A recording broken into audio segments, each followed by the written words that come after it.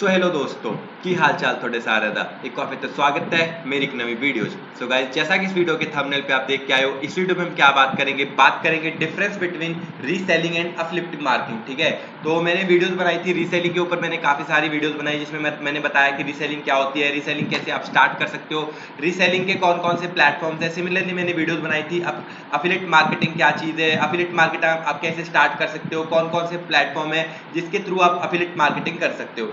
तो ये सारी वीडियोस मैंने बनाई थी। तो उसके बाद काफी सारे लोगों का ये डाउट आ रहा था, काफी सारे बच्चों का ये डाउट आ रहा था कि भैया रीसेलिंग बेटर है या अफिलिएट मार्केटिंग ज्यादा बेटर है, किससे हमको स्टार्ट करना चाहिए, दोनों में क्या क्या डिफरेंस है वो आप हमको क्लियर कर दीजिए।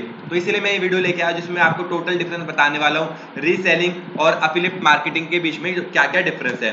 ठीक है, तो सबसे पहले तो अगर उससे पहले आप मेरे चैनल पर नए हो तो चैनल को लो सब्सक्राइब, ताकि कोई भी latest information reselling, affiliate marketing या ऑनलाइन घर बैठे बैठे आप कैसे पैसे कमा सकते हो या आपको प्लेसमेंट्स कैसे लेनी है, ऐसी कोई भी वीडियो अगर आप देखना चाहते हो जॉब से रिलेटेड, पैसा कमाने से रिलेटेड या पढ़ाई से रिलेटेड, कॉलेज रिव्यूज से रिलेटेड, तो आपको सारी वीडियो मेरे चैनल के ऊपर देखने को मिल जाने वाली है। तो चैनल को सब्सक्राइब करे बिना बिल्कुल मत जाना और बेल आइकन भी साथ में दबा लेना। इस वीडियो में हम क्या क्या बात करने वाले, सबसे पहले आपको वो बता, तो इस वीडियो में हम बात करेंगे रीसेलिंग क्या होती है, अफिलिएट मार्केटिंग क्या चीज होती है।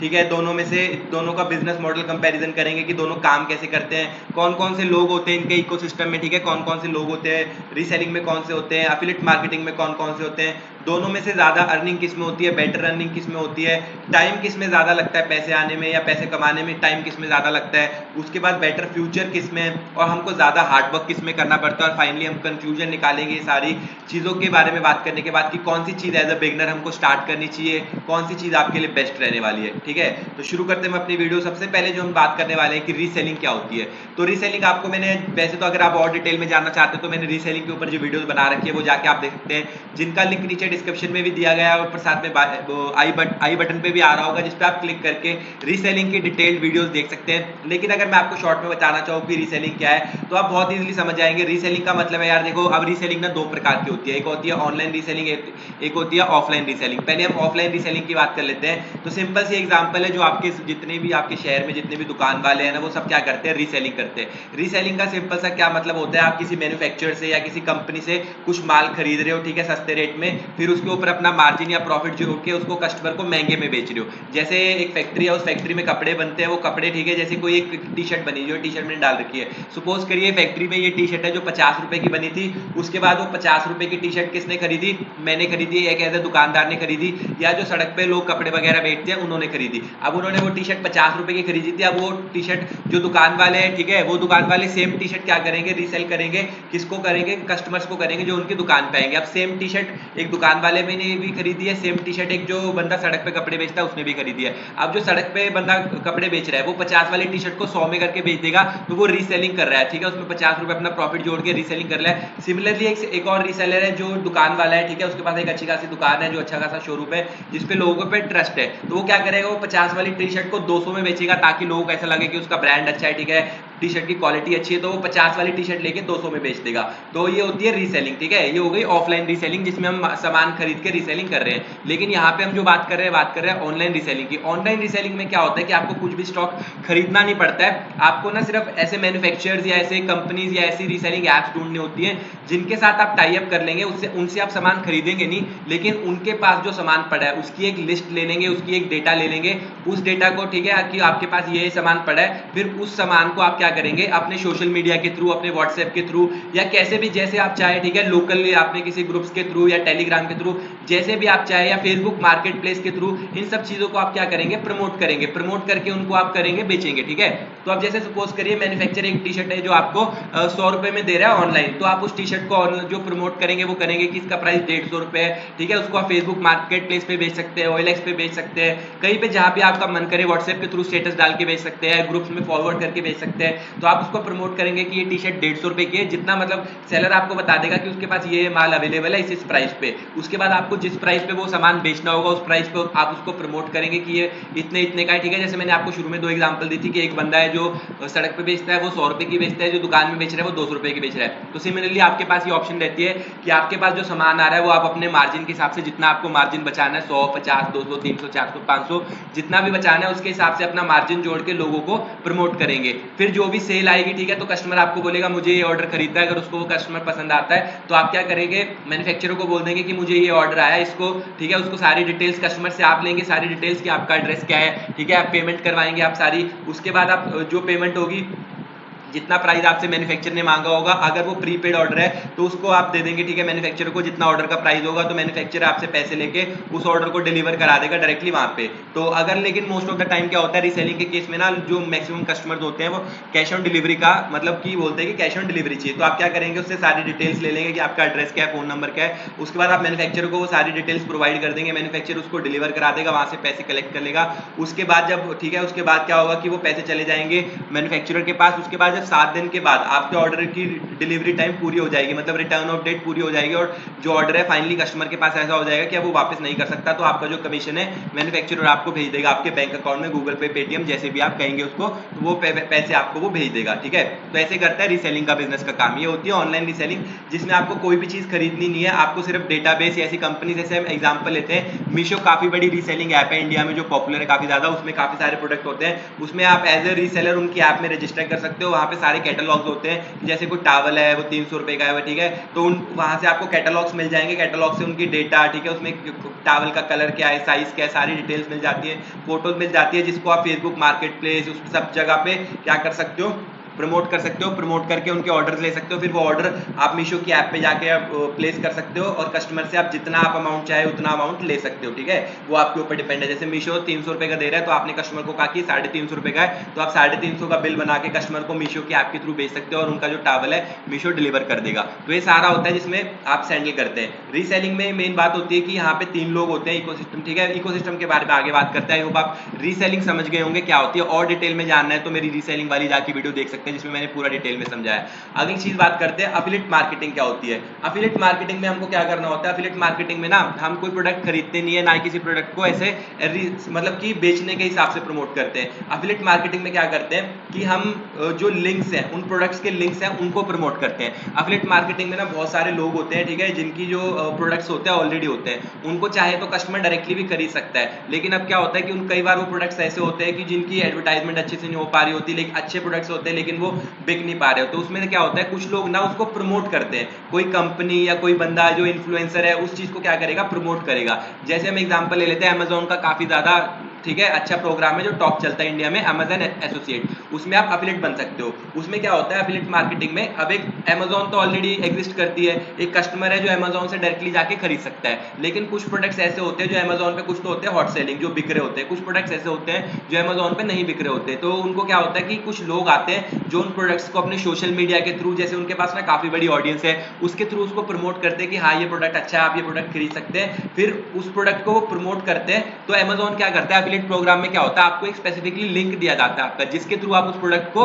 बिकवा सकते हैं। तो जितने भी प्रोडक्ट जिसको आप प्रमोट कर रहे हैं आपके लिंक के थ्रू बिकेंगे, तो उसके ऊपर आपको एक फिक्स्ड अमाउंट ऑफ जो कमीशन है मिल जाता है। जैसे आप अमेज़न है, इतना बड़ा ब्रांड है, उसका एफिलिएट प्रोग्राम चलता है, उसमें आपने एज ए एफिलिएट रजिस्टर कर रखा है, और आप किसी फोन को प्रमोट कर रहे हो, उस फोन का लिंक आपने अपने यूट्यूब वीडियो के थ्रू उसको प्रमोट कर रहे हो कि हाँ ये फोन अच्छा है, उसका आपने पूरा रिव्यू किया, फिर बताया कि अगर आप उस फोन को खरीदना चाहते हो तो नीचे डिस्क्रिप्शन में लिंक दिया गया, उसके थ्रू आप खरीद सकते हो। तो नीचे जो लिंक दिया आपने दिया होगा वो होगा एफिलिएट लिंक, जो आपका पर्सनल लिंक होगा। जितने भी फोन उस लिंक के थ्रू खरीदे जाएंगे तो अमेज़न उसके ऊपर आपको एक फोन के ऊपर 1% का कमीशन देगा, जो अमेज़न का रहता है फोन वाली कैटेगरी में, ठीक है। तो ये जो कमीशन डिपेंड करता है वो हर प्रोडक्ट वाइज डिपेंड करता है, और जिस भी जैसे अमेज़न, फ्लिपकार्ट, सबके एफिलिएट प्रोग्राम चलते हैं, वो कंपनी टू कंपनी डिपेंड करेगा कि कितना जो फिक्स होता है। जब आप एफिलिएट प्रोग्राम में रजिस्टर करेंगे तभी आपको पता लग जाएगा कि कितना कमीशन आपको कौन से प्रोडक्ट को प्रमोट करने पे मिलने वाला है पर सेल पे। तो इसमें क्या होता है कि आप सिर्फ कोई चीज खरीद नहीं रहे, कोई चीज को बेचने की कोशिश नहीं कर रहे, सिर्फ किसी चीज को प्रमोट कर रहे हो, और उसको प्रमोशन करने के बदले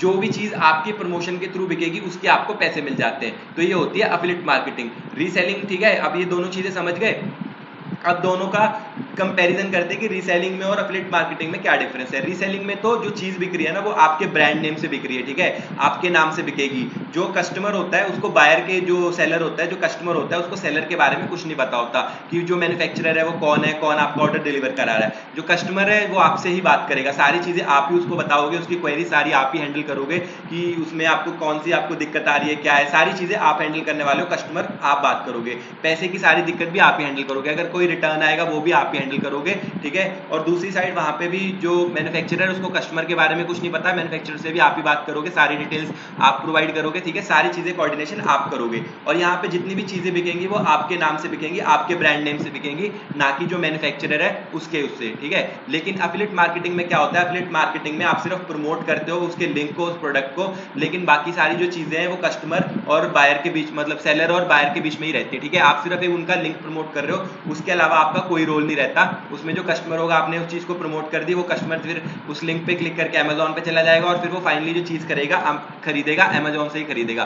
कोई दिक्कत भी आती है तो जो कस्टमर जाएगा सीधा अमेजोन के पास जाएगा, आपके पास नहीं आएगा कि मुझे ये दिक्कत आ रही है, मुझे रिटर्न करा दो, क्योंकि उसने वो चीज एक ब्रांड नेम से ही खरीदी है, ठीक है। तो दोनों में ये डिफरेंस रहता है। बिजनेस मॉडल कंपैरिजन तो आप अब तक समझ गए होंगे कि रीसेलर का रोल क्या रहता है, एफिलिएट मार्केटिंग का रोल क्या रहता है। फिर से एक बार बता देता हूँ, दोनों का बिजनेस मॉडल तो मैंने आपको बता ही दिया कि रीसेलिंग में आपको चीजें बेचनी होती है, इसमें आप जितना चाहे अपनी अकॉर्डिंग प्रॉफिट कर सकते हैं, जितनी चाहे, ठीक है, जितना आपको प्रॉफिट चाहिए उसके हिसाब से आप सेल, मतलब प्राइस जोड़ के उसको प्रमोट कर सकते हैं और उतना प्रॉफिट कमा सकते हैं। एफिलिएट मार्केटिंग का बिजनेस मॉडल क्या है कि इसमें आपको सिर्फ लिंक प्रमोट करना है, जो अभी जो प्रोडक्ट का प्राइस रहता है वो चाहे कस्टमर डायरेक्टली अमेजोन से जाके ले ले, चाहे आपके लिंक के थ्रू ले, उसका जो प्राइस है वो सेम रहने वाला है। इसमें जो अब रीसेलिंग में जो एक और डिफरेंस है कि जो आपका प्रॉफिट मार्जिन है वो आप डिसाइड करते हैं, लेकिन जो एफिलिएट मार्केटिंग है उसमें जो प्रॉफिट मार्जिन है वो आपका पहले से ही डिसाइड रहता है कि आपको 1% मिलेगा, 2% मिलेगा, 3% मिलेगा। अब रीसेलर का रोल क्या होता है, रीसेलर का जो रोल है रीसेलिंग बिजनेस में काफी ज्यादा बड़ा होता है, क्योंकि आप ही एक मिडल मैन है जो सब कुछ हैंडल करने वाले हैं। कस्टमर को भी आप हैंडल करेंगे और जो आपका सेलर है, ठीक है, मैन्युफैक्चरर है, उसको भी आप ही हैंडल करेंगे। कस्टमर की सारी क्वेरीज भी आपको हैंडल करनी है, तो काफी बड़ा रोल है रीसेलर का। इसमें सारी चीजें रीसेलर को हैंडल करनी है एज अ मिडल मैन। इसमें भी तीन ही लोग होते हैं, एक होता है बेचने वाला एक इंसान, एक होता है खरीदने वाला, और दोनों के बीच में मिडल मैन होते हैं आप, रीसेलर, जो सब कुछ हैंडल करता है। लेकिन एफिलिएट मार्केटिंग में भी इकोसिस्टम में तीन ही लोग होते हैं, एक होता है बेचने वाला, एक होता है खरीदने वाला, बीच में होते हैं आप। लेकिन इसमें आपका सिर्फ रोल इतना होता है कि आपको उस चीज की प्रमोशन करनी है, उस चीज के बारे में लोगों को नॉलेज देनी है, डिटेल्स प्रोवाइड करनी है और उनको लिंक दे देना है। उसके बाद आपका उसमें कोई भी रोल नहीं है, ठीक है, ना ही आपको कस्टमर को हैंडल करना है, ना ही उनकी कोई क्वेरी हैंडल करनी है, ना ही आपको कस्टमर के लिए ऑर्डर प्लेस करना है, ना ही उनके ऑर्डर को ट्रैक करना है, कुछ भी नहीं है। सिर्फ आपने प्रमोट किया, उसके बाद कस्टमर खुद जाके ऑर्डर प्लेस करेगा, ठीक है, सारा ऑर्डर मंगाएगा, पेमेंट करेगा, जब ऑर्डर डिलीवर हो जाएगा, डिलीवर करना सारा उस जो बेच रहा होगा उसका काम है, ठीक है। लेकिन इस पूरे प्रोसेस में सिर्फ आपको प्रमोट करने का जो फिक्स्ड कमीशन है वो मिल जाता है। तो ये होता है एफिलिएट मार्केटिंग का रोल। दोनों ही बिजनेस में तीन लोगों का इन्वॉल्वमेंट रहता है, लेकिन रीसेलर का जो काम रहता है वो काफी ज्यादा बड़ा रहता है as compare to affiliate marketer, ठीक है। तो ये हो गया। अब दोनों में रेवेन्यू कैसे जनरेट होता है, अर्निंग्स कैसे आती है, ठीक है, कैसे रीसेलर कमाता है, कैसे जो है एफिलिएट मार्केटिंग वाला बंदा कमाता है। वैसे तो मैंने आपको ऑलरेडी बता ही दिया कि रीसेलर कैसे कमाता है। रीसेलर ऐसे कमाएगा कि एक जो चीज है वो मैन्युफैक्चरर से ले रहा है, ठीक है, उससे उसने उसका पूरा कैटलॉग ले लिया, सारी डिटेल्स ले ली, फोटो ले ली, फिर उसको वो ना अलग अलग जगह पे प्रमोट कर रहा है, जैसे कि फेसबुक मार्केट प्लेस, OLX, ठीक है, या मीशो के प्रोडक्ट्स उसने ले लिया, उसको अलग अलग जगह पे व्हाट्सएप पे प्रमोट कर रहा है अपने प्राइस के ऊपर, ठीक है, उसको प्रमोट करेगा। उसको जब जितनी भी उसको सेल्स आएंगी फिर उन चीज़ों को वो बंदे को कहेगा कि ठीक है जिससे वो खरीद रहा है उनका जो, जैसे मीशो की हम एग्जाम्पल ले लेते हैं, वो मीशो पे जाएगा, वो ऑर्डर प्लेस कर देगा कस्टमर के लिए कि हाँ यहाँ पे डिलीवर कर दो इस प्राइस के ऊपर, तो मीशो वाले डिलीवर कर देंगे। उसमें से जितना आपने प्रॉफिट मार्जिन जोड़ा होगा वो आपके बैंक अकाउंट में आ जाएगा। तो ऐसे कमाता है जो है रीसेलर, ठीक है। जो प्रॉफिट मार्जिन रहने वाला है वो आपके ऊपर डिपेंड करेगा। एफिलिएट मार्केटिंग वाला भी ऑलरेडी मैंने आपको बताया कि कैसे कमाता है। वो कैसे कमाएगा कि वो सिर्फ लिंक प्रमोट करेगा, जो अपना जो उसका लिंक होगा प्रोडक्ट को प्रमोट करेगा, उसका लिंक प्रमोट करेगा, उस प्रोडक्ट के जो उसके लिंक के थ्रू जितनी भी सेल्स होंगी उसके हिसाब से उसको पैसा मिल जाएगा, जितना उसका फिक्स हुआ होगा कि जितना कमीशन उसका फिक्स है कि इस प्रोडक्ट के ऊपर इसको 1% मिलेगा। तो जितनी भी सेल्स होंगी, हर जितने भी, जैसे 10 प्रोडक्ट सेल हुए तो 10 प्रोडक्ट के ऊपर उसको 1% की जो जितनी बार भी सेल होगा उतनी बार उसको फिक्स्ड अमाउंट ऑफ कमीशन है जो मिल जाएगा, जो कि उसके बैंक अकाउंट में आ जाएगा, ठीक है। दोनों के रेवेन्यू जनरेशन में डिफरेंस बस इतना ही है कि रीसेलर अपने अकॉर्डिंग जनरेट कर सकता है और जो एफिलिएट मार्केटर है उसका जो कमीशन है वो फिक्स रहता है कि उसको कितना मिलने वाला है। अब दोनों के रेवेन्यू आने में टाइम किस में ज्यादा लगता है, ठीक है, ये बात सबसे ज्यादा इंपॉर्टेंट है कि हम कमाना जल्दी किस में शुरू कर सकते हैं, क्योंकि बहुत लोगों को ये डाउट आएगा कि भैया यार हमको लॉन्ग टाइम तक तो वेट नहीं करना, हमको जो पैसे कमाना है ना वो जल्दी शुरू करना है, लेट नहीं होना चाहिए। तो देखो अब जो रीसेलिंग का बिजनेस है ना, रीसेलिंग के बिजनेस में आप जल्दी कमा सकते हो, लगभग सिर्फ 10 या 12 दिन के बाद आपको ना अर्निंग या ऑर्डर्स आने शुरू हो जाएंगे। वो कैसे, वो आपको बताता हूँ कि अब जो अर्निंग आने में जो टाइम लगता है ना, आप देखो रीसेलिंग है, जैसे रीसेलिंग के बिजनेस में क्या है, आपका सिर्फ क्या होगा, आपके पास अगर एक लैपटॉप है, फोन है, तो आप अपने आप को एज अ रीसेलर रजिस्टर करेंगे, ठीक है, ऑनलाइन ढूंढेंगे। अगर आप रीसेलिंग कोई ऐप यूज कर रहे हैं, जैसे कि आप मीशो यूज कर रहे हैं, तो मीशो पे तो आप कल के कल ही अपना जो शुरू कर देंगे रजिस्टर करके अपने आप को, ठीक है। आपने आज रजिस्टर किया, सारे प्रोडक्ट्स ढूंढे, उसके बाद अपने फेसबुक मार्केट प्लेस ऐसे जो भी प्लेटफॉर्म ढूंढे जहां पे आपको उसको प्रमोट करना है, आपने प्रमोट करना शुरू कर दिया, और 7-8-10 दिन में अगर किसी को आपका ऑर्डर पसंद आया तो वो आपसे खरीदना शुरू कर देगा। फिर आपकी जो मतलब ऑर्डर है धीरे धीरे आने शुरू हो जाएंगे, जैसे जैसे आप प्रोडक्ट्स को शेयर करते रहेंगे, जो जो प्रोडक्ट्स लोगों को अच्छे लगते रहेंगे वो खरीदना शुरू कर देंगे। तो रीसेलिंग में ऐसे मानो कि 10 से 20 दिन में आपका जो ऑर्डर है, पहले 1-2 ऑर्डर आने स्टार्ट हो जाएंगे, ठीक है, रीसेलिंग में। तो उसमें आपको जैसे ही फिर आपका ऑर्डर आने स्टार्ट होंगे तो आपको अर्निंग आनी भी स्टार्ट हो जाएगी। अब अर्निंग कब आती है वो मैं आपको बताने वाला हूँ, ठीक है। वो ऑलरेडी आपको बताया, लेकिन अगली स्लाइड में बताऊंगा। तो यहाँ पे ठीक है आ गया। अब लेकिन जैसे अगर हम एफिलिएट मार्केटिंग की बात करें, तो एफिलिएट मार्केटिंग में ऐसा नहीं है कि हाँ एफिलिएट प्रोग्राम में मैंने आज ही रजिस्टर किया और मुझे आज ही पैसे आने स्टार्ट हो जाएंगे, नहीं, ऐसा नहीं है। एफिलिएट मार्केटिंग में अगर आपको प्रॉफिट चाहिए, आपको अर्निंग चाहिए, तो उसके लिए ना पहले आपको काफी बड़ी ऑडियंस चाहिए। मतलब आपके पास कोई एक बड़ा या तो यूट्यूब चैनल होना चाहिए जिसपे आपके 5-10 हजार सब्सक्राइबर हो, जिसमें आपके अच्छे खासे व्यूज आ रहे हैं, जिससे कि आप लोग आपकी वीडियोस को देख रहे हैं और फिर आपके लिंक के थ्रू खरीद रहे हैं। लेकिन अगर आपके पास कोई ऑडियंस नहीं है, आपकी सोशल मीडिया पे जैसे इंस्टाग्राम पे भी 0 फॉलोअर्स है, आपके पास इंस्टाग्राम ही नहीं है, यूट्यूब पे कोई चैनल नहीं है, ठीक है, और आपने एफिलिएट प्रोग्राम में रजिस्टर कर लिया, तो उससे आप कुछ भी अर्निंग नहीं कर पाओगे, क्योंकि उसके थ्रू, ठीक है, एफिलिएट प्रोग्राम में रजिस्टर करके आपको क्या मिलेगा, सिर्फ प्रोडक्ट्स के स्पेसिफिक लिंक मिल जाएंगे। लेकिन उस लिंक्स को आप प्रमोट कैसे करोगे, ठीक है, कितने लोगों के कहोगे कि उस लिंक से आप खरीद लो। अगर आप अपने रिलेटिव दोस्तों को भी कह दोगे कि इस लिंक से खरीद लो, तो भी आपको ज्यादा से ज्यादा, अगर मतलब किसी ने उस लिंक से खरीद भी लिया, तो आपको एक सेल के ऊपर 10, 20, 30 रुपए या मैक्सिमम 50-100 रुपए कमीशन होगा, जो कमीशन काफी ज्यादा कम है। और उसके बाद जैसे ही आपके सारे दोस्त और रिश्तेदार आपके लिंक से खरीद चुके होंगे, उसके बाद उसके फर्दर आप उसको प्रमोट नहीं कर पाएंगे। तो जो अर्निंग आने में जो टाइम लगता है, ठीक है, जो रीसेलिंग के बिजनेस में, वो अप्रोक्सीमेट 1 मंथ में अगर आप उसको प्रैक्टिस कर रहे हैं तो आपकी अर्निंग आनी स्टार्ट हो जाती है। लेकिन जो आपकी दूसरी एफिलिएट मार्केटिंग रहती है, इसमें अर्निंग आने से पहले आपके पास एक बड़ी ऑडियंस होनी चाहिए। तो इसमें आपको 1 महीना सबसे पहले आपको अपने यूट्यूब चैनल्स या इंस्टाग्राम या जो भी चीज़ है उसको अच्छा करना पड़ेगा, उस पर अच्छी ऑडियंस लानी पड़ेगी। वो अब आपके ऊपर डिपेंड है कि आप उसको अपने यूट्यूब चैनल को 1 महीने में अच्छे से चला पाते हो, या 2 महीने में, 3 महीने में, या 1 साल में। तो मैक्सिमम लोगों को अच्छी ऑडियंस कलेक्ट करने में ही 1-2 साल लग जाते हैं। उसके बाद आप एफिलिएट मार्केटिंग से आपको जो पैसा आना लगेगा, तो पैसे देखो एफिलिएट मार्केटिंग में अब ये आपके कंटेंट के ऊपर डिपेंड है। अगर आपके पास ऑलरेडी है तो एफिलिएट मार्केटिंग से भी आपको मतलब इमीडिएटली पैसे आने लग जाएंगे। जैसे अब मेरे पास खुद का, जैसे मेरी एग्जांपल ले लो, अभी मैंने 2 साल से, ठीक है, यूट्यूब चैनल बना रखा है, मेरे पास अच्छी खासी ऑडियंस है, जो लोग आप सब लोग वीडियो देख रहे हैं। तो अब जो मैं चाहूँ तो अगर एफिलिएट मार्केटिंग के जो नीचे लिंक्स दूंगा उसके थ्रू मुझे इमीडिएट अर्निंग आने लग जाएगी, जब अगर मैं अभी के अभी रजिस्टर करूँ। लेकिन अगर मैं 2 साल पहले जब मैंने यूट्यूब चैनल स्टार्ट किया था, तब एफिलिएट प्रोग्राम में रजिस्टर करता, तब मुझे कोई भी सेल्स नहीं आती। लेकिन अभी अगर मैं रजिस्टर करूंगा तो अभी मुझे इमीडिएट सेल है जो आने लग जाएगी, ठीक है। तो आपको समझ आ गया हो कि पैसे किसमें जल्दी आ जाते हैं, कैसे जाते हैं। अब मनी कितने टाइम में हमको मिल जाती है, ठीक है, ये बात हमको भी ध्यान रखनी है कि पैसे हमको मिल कितने टाइम में जाते हैं। तो अब जैसे देखो, अगर रीसेलिंग की बात करें तो रीसेलिंग में जब आपने कोई सेल की, ठीक है, अगर वो कैश ऑन डिलीवरी है, प्रीपेड ऑर्डर नहीं है, तो मोस्ट ऑफ द टाइम तो रीसेलिंग बिजनेस में लोग एक्सपेक्ट करते हैं कि उनको कैश ऑन डिलीवरी मिले। अब जो पैसे हैं वो कैश ऑन डिलीवरी से कहाँ चले गए, उस मैन्युफैक्चरर के पास चले गए जो आपका मतलब जिससे आप सामान खरीद रहे हैं और कस्टमर को दे रहे हैं, उसके पास पैसे चले गए।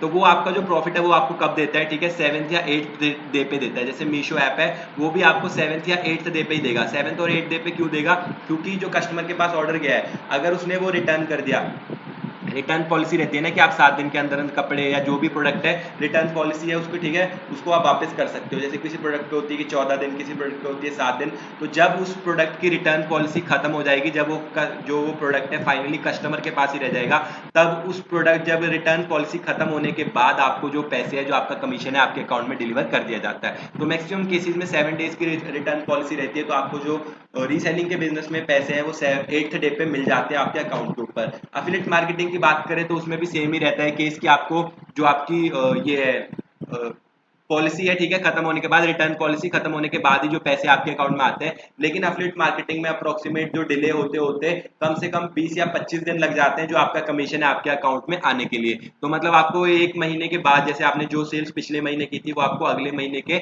एंड पे मिलेगी, ठीक है। अप्रोक्सीमेट आप इतना कंसिडर करके चल सकते हैं कि 30 दिन आपको लगने वाले हैं उसको आने, जो पैसे आपके अकाउंट में आने के लिए। तो रीसेलिंग के बिजनेस में पैसे भी जल्दी आपके अकाउंट में आ जाते हैं, कमीशन भी आपके हाथ में होता है। एफिलिएट मार्केटिंग में, ठीक है, पैसे आपके हाथ में मतलब थोड़ी लेट आते हैं और कमीशन भी फिक्स्ड रहता है जो कि काफी कम रहता है। उसके बाद अगली बात आती है, लेकिन अब ये बात है कि अब ठीक है, हमको सुन के तो ऐसा लग रहा होगा कि रीसेलिंग बिजनेस ज्यादा सही है, एफिलिएट मार्केटिंग का बिजनेस थोड़ा कम सही है, उसमें कमीशन भी कम है, टाइम भी ज्यादा लग रहा है, पैसे भी नहीं आ रहे, तो काफी ज्यादा इसमें दिक्कत हो सकती है। लेकिन अब बात आती है कि बेटर फ्यूचर किस में आने वाला है। ये बात ध्यान से सुनना, ये सुनने वाली बात है, ठीक है, कि बेटर फ्यूचर किस में।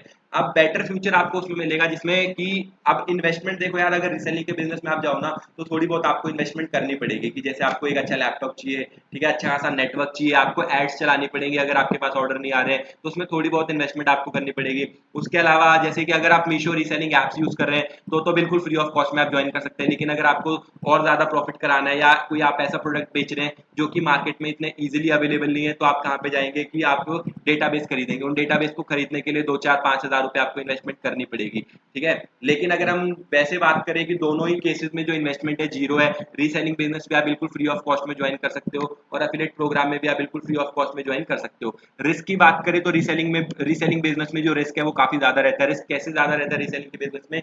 रीसेलिंग के बिजनेस में क्या होता है कि आपको जो डिपेंडेंसी रहती है ना, वो आपकी रहती है रीसेलर के ऊपर। तो अगर आपका जो रीसेलर है वो आपको प्रोडक्ट देना बंद कर दे तो इमीडिएटली आपका जो बिजनेस है वहां पर रुक जाएगा। या जो रीसेलर है वो आपको अपना बिजनेस, वो रीसेलर कह रहा है कि मैं ही बिजनेस बंद कर रहा हूँ, तो आपको वो रीसेलिंग वाला बिजनेस बंद हो जाएगा।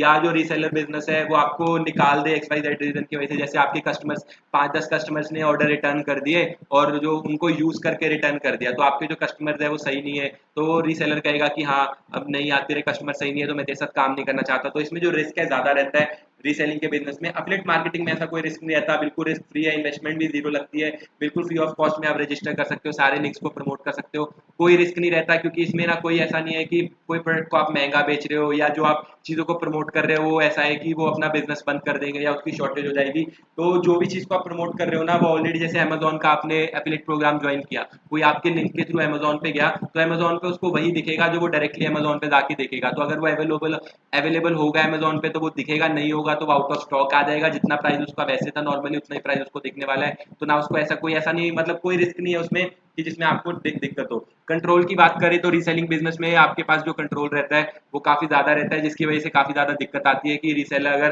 ठीक है, अगर कस्टमर को भी आपको हैंडल करना है, उसके बाद जो आपका ये जिस बंदे से आप खरीद रहे हो उसको भी हैंडल करना है, उसके बाद ठीक है दोनों में कोई कॉन्फ्लिक्ट होता है तो वो आपके ऊपर आता है कि सारा, तो ये कंट्रोल आपके पास काफी ज्यादा रहता है, जो कि काफी बड़ा दिक्कत है। आपके पास डिपेंडेंसी भी ज्यादा है, ठीक है, जितना ज्यादा कंट्रोल है उतनी ज्यादा डिपेंडेंसी है। लेकिन एफिलिएट मार्केटिंग में आपके ऊपर जो कंट्रोल है नहीं रहता, आपके पास कंट्रोल नहीं होता, आपको सिर्फ लिंक प्रमोट करना है, सारा कंट्रोल अमेजोन के पास ही है कि उस चीज का प्राइस कितना रखना है, कितने उसको डिलीवरी चार्ज लेने हैं, वो सारा कुछ अमेजोन के हाथ में रहने वाला है। डिपेंडेंसी आप पूरे, ठीक है, इंडिपेंडेंट रहते हैं कि आपको कोई टेंशन नहीं है, कस्टमर को हैंडल नहीं करना, कुछ नहीं करना, सिर्फ आपको लिंक प्रमोट करना और आपको प्रमोट करने के जो आपका कमीशन है वो मिल जाएगा। मार्केटिंग स्ट्रेटेजी दोनों ही केस में सेम रहती है कि आपको प्रोडक्ट्स को, ठीक है, प्रमोट करना है, उनको लोगों को प्रेरित करना है कि वो चीजें खरीदे। तो दोनों केस में मार्केटिंग स्ट्रेटेजी सेम रहती है कि आपको सोशल मीडिया का यूज करके XYZ चीजों को यूज करके उनको प्रमोट करना है और जो सेल्स है वो लानी है। स्केलेबिलिटी की बात करें तो रीसेलिंग के बिजनेस में ज्यादा स्केलेबिलिटी है, क्योंकि आप जैसे आपने जैसे जैसे आपका जो ब्रांड नेम है वो ग्रो होता जाएगा, आप अच्छे प्रोडक्ट बेचते जाएंगे तो आपका जो ब्रांड है वो भी बड़ा होता जाएगा, जिससे कि माउथ टू माउथ स्प्रेड होगा और आपके जो प्रोडक्ट्स है ज्यादा बिकने लग जाएंगे, तो स्केलेबिलिटी आपके पास ज्यादा आ जाएगी as compare to affiliate marketing. Affiliate marketing में ऐसा होता है कि प्रोडक्ट ऑलरेडी अवेलेबल है तो स्केलेबिलिटी की जो कम रहता है, क्योंकि वो ऑलरेडी मास स्केल पे अवेलेबल है। जैसे सारे प्रोडक्ट्स अमेजोन पे तो ऑलरेडी अवेलेबल ही ना, मैं खुद भी जाके अमेजोन पे ढूंढ सकता हूँ, तो ऐसा बहुत कम चांसेस, मतलब ऐसा नहीं है कि चीजें बिक नहीं रही, बिकती है एफिलिएट मार्केटिंग के थ्रू, लेकिन ऐसा बहुत मतलब कम होता है कि बहुत कम लोग हैं जितने उस, जैसे उस चीज की 1 लाख सेल हो रही है तो 1 लाख में से ऐसा मानो कि सिर्फ 10 20 हज़ार लोग ही है जो एफिलिएट मार्केटिंग या एफिलिएट लिंक्स के थ्रू उस चीज को खरीद रहे हैं, बाकी सारे डायरेक्टली उस चीज को खरीद लेते हैं। तो इसकी स्केलेबिलिटी का जो इशू रहता है वो डिपेंड करता है आपकी ऑडियंस के ऊपर कि आपकी ऑडियंस कितनी बड़ी हो रही है। जैसे जैसे आपकी ऑडियंस ग्रो होती जाएगी तो आपका बिजनेस स्केल कर सकता है, लेकिन अगर आपकी ऑडियंस ग्रो नहीं हो रही है या बहुत धीमे रेट से ग्रो हो रही है तो उसमें आपको काफी ज्यादा दिक्कत आ जाती है। उसके बाद आती है जो फाइनल पॉइंट है कि हार्डवर्क किसमें ज्यादा लगने वाला है, ठीक है। हार्डवर्क दोनों ही केसेस में ज्यादा लगने वाला है, ठीक है, दोनों ही बिजनेस के अपने प्रोज एंड कॉन्स है, दोनों में अपने अपने हार्डवर्क है, ऐसा नहीं है कि दोनों में से कुछ भी इजी है, दोनों ही टाइम टेकिंग है। लेकिन as compare to affiliate marketing, reselling में आपका जो हार्डवर्क है वो कम लगेगा। हार्डवर्क कैसे कम लगेगा? ओवरऑल अगर बात करें तो एफिलिएट मार्केटिंग में आपका सबसे कम हार्डवर्क लगने वाला है, रीसेलिंग में आपका बहुत ज्यादा हार्डवर्क लगेगा। लेकिन अगर हम पैसे को कंपेयर करके ओवरऑल की बात कर रहे हैं तो एफिलिएट मार्केटिंग में कम, लेकिन अगर हम मनी वाइज कि किसमें आपको जल्दी पैसे आने लग जाएंगे, किसमें अगर कोई मतलब बहुत इजीली अपने जो पैसे कमाना स्टार्ट कर सकता है तो वो होगा रीसेलिंग बिजनेस। क्योंकि रीसेलिंग बिजनेस में आपको इनिशियल ऑडियंस की जरूरत नहीं है, आप डायरेक्टली सिर्फ मीशो के ऊपर या रीसेलिंग कोई भी रीसेलिंग ऐप्स के ऊपर या किसी रीसेलर के साथ ज्वाइन करके उसकी चीज़ों को प्रमोट करना स्टार्ट कर सकते हो, और 7-8-10 दिन में आपको जो ऑर्डर आने लग जाएंगे, ऑर्डर के ऊपर जो कमीशन है वो आने लग जाएगा। उसके बाद अगर आप बेचने में माहिर होंगे तो अच्छा खासा कमीशन आप कमाने लग जाएंगे पहले ही महीने से। लेकिन वहीं पे बात करें एफिलिएट मार्केटिंग की, तो उसमें आपको ऐसा नहीं है कि आपने आज एफिलिएट मार्केटिंग के बारे में सुना और ठीक है ज्वाइन किया और पैसे कमाना शुरू कर दिया। ऐसा नहीं होता। उसमें आपको ऐसा हो सकता है कि 1 महीना 1 साल लग जाए पहले अपनी ऑडियंस बनाने में, 10-20 हज़ार फॉलोअर इकट्ठे करने में। तो आपको हो सकता है 1 महीने में आप कर ले अगर आप अच्छे हैं कंटेंट क्रिएशन में। लेकिन अगर आप अच्छे नहीं है तो आपको 1 साल तो ठीक है 1 महीना 2 महीने 3 महीने 6 महीने 1 साल 2 साल जितना टाइम लगेगा वो लगेगा। उसके बाद आप एफिलिएट मार्केटिंग से जो पैसा कमाना शुरू करेंगे, उसके बाद भी आपको अपने जो कंटेंट है उसको ग्रो करते रहना पड़ेगा। जैसे जैसे आप अपने कंटेंट को ग्रो करते रहेंगे वैसे वैसे आपकी सेल्स है जो बढ़ती रहेगी। अब कुछ लोग होते हैं जो कंटेंट मतलब बना ही नहीं पाते अच्छे, उनको एफिलिएट मार्केटिंग करनी तो है लेकिन उसके लिए आप ऑडियंस ही जनरेट नहीं कर पा रहे, तो आप पैसा भी नहीं कमा पाएंगे। लेकिन रीसेलिंग में कोई भी ज्वाइन कर सकता है, वो अपने आप को ट्राई कर सकता है, धीरे धीरे वो उससे सेल जनरेट कर सकता है। तो एफिलिएट मार्केटिंग सबके बस की बात नहीं है, अगर आप ऑडियंस नहीं है तो वो नहीं कर सकते। लेकिन रीसेलिंग में ऐसा है कि एक बार सब ट्राई कर सकते हैं, जो बेच पाएगा ठीक है, जो अच्छे प्राइस में अच्छी सब चीजें हैंडल कर पाएगा, बेच पाएगा, वो अच्छे से पैसे कमा लेगा। लेकिन अगर हम बात करें हार्डवर्क आपका रीसेलिंग में ज़्यादा रहने वाला है as compare to affiliate marketing overall, क्योंकि इसमें क्या होगा कि जो आपको हैंडल करना है ना, काफ़ी ज़्यादा कस्टमर्स को हैंडल करना है। जब आपके पास दिन में 100 ऑर्डर आ रहे हैं तो आपको उन सबको हैंडल करना है, पैसे हैंडल करने हैं, जो ऑर्डर्स का रिटर्न होगा, कंप्लेंट होगा, सारा कुछ आपको हैंडल करना है। लेकिन एफिलिएट मार्केटिंग में आपको ये सब हैंडल नहीं करना। ठीक है, तो कंक्लूजन क्या निकलता है? देखो कंक्लूजन ये फाइनली मैं आपको बताता हूँ कि कंक्लूजन मेरी तरफ से तो ये है कि अगर कोई बिगिनर एज अ बिगिनर आप रीसेलिंग भी स्टार्ट कर सकते हैं, आप एफिलिएट मार्केटिंग भी स्टार्ट कर सकते हैं। अब आपको कौन सा चूज करना है वो सिर्फ एक पॉइंट पे डिपेंड करेगा। देखो अगर आपका गोल क्या है, अगर आपका गोल है कि आपको कंटेंट क्रिएशन में जाना है, कंटेंट क्रिएशन आपका प्राइमरी गोल है, पहला गोल है कि आपको कंटेंट क्रिएट करना है, आपको यूट्यूब चैनल ग्रो करना है, अपना इंस्टाग्राम ग्रो करना है और उससे पैसे कमाने हैं, और उसके साथ साथ आपको कोई एक मतलब चाहिए जिससे कि आप एक सोर्स चाहिए जिससे कि आप सेकेंडरी पैसिव इनकम कमा सके, तो वहां पे जो लोग हैं वो एफिलिएट मार्केटिंग ज्वाइन कर सकते हैं कि वो अपने अच्छे से अपना कंटेंट को ग्रो करे, कंटेंट बनाए, जब उनका चैनल चल जाए तो वो एफिलिएट मार्केटिंग ज्वाइन करके 2 इनकम सोर्स कमा सकते हैं कि आपको एड रेवेन्यू भी आ रहा है, स्पॉन्सर्स भी आ रहे हैं और साथ साथ आप एफिलिएट मार्केटिंग से भी कमा रहे हो। लेकिन जिन लोगों का ऐसा लगता है कि हम अपना अच्छा से कंटेंट नहीं बना पाएंगे, कंटेंट को ग्रो नहीं कर पाएंगे, हमको जो पैसा कमाना है ना वो बेच के कमाना है, चीज़ों को बेच के कमाना है और ज़्यादा पैसा कमाना है, और मैं पूरा अपना जो टाइम है इन्वेस्ट कर सकता हूँ सेलिंग के ऊपर, ठीक है, इंस्टेड ऑफ की कंटेंट बनाने के ऊपर। तो अगर आपका इंटरेस्ट है बेचने के ऊपर, ज़्यादा प्रॉफिट कमाने के ऊपर, आपको पूरा टाइम अपना जो आपका प्राइमरी गोल है कि मुझे चीज़ें बेच के पैसे कमाना है, तो आप रीसेलिंग ज्वाइन करें एज अ बिजनेस, ठीक है, एज अ बिगिनर। और अगर आपका ड्रीम है कि आप यूट्यूबर बनना चाहते हैं, आप कंटेंट बनाना चाहते हैं, तो आप ज्वाइन करिए एफिलिएट मार्केटिंग जब आपका कंटेंट अच्छे से चल जाए। तो ये है पूरा कंक्लूजन, सारी चीज़ें मैंने आपको बहुत ज़्यादा डिटेल में बता दी। आई होप आपको इस वीडियो से हेल्प मिली होगी। वीडियो पसंद आए तो वीडियो को लाइक कर देना, चैनल को सब्सक्राइब कर देना। मिलते हैं ऐसी अगली किसी वीडियो में, तब तक के लिए बाय बाय।